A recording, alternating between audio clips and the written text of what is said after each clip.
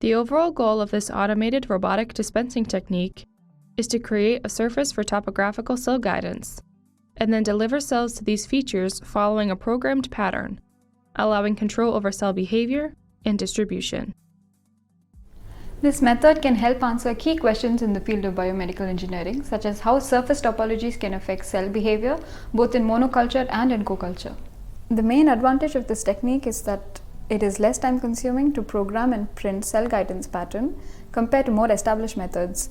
It also includes a cell delivery step for controlled dispensing. We first had the idea for this method when we realized that 2D patterns of cells deposited in hydrogels could benefit from surface guidance. As such, we developed this technique to print hydrogels in a manner that matched the surface features.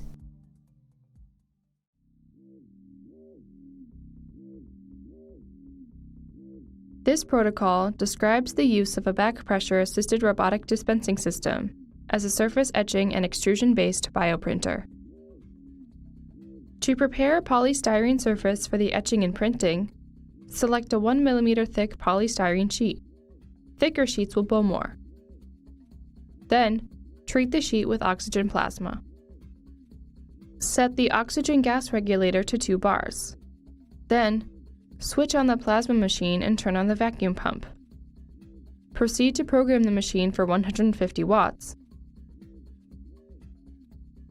and 30 standard cubic centimeters per minute of oxygen gas flow,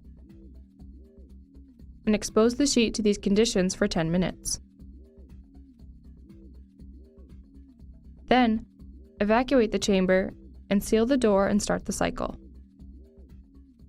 Next, submerge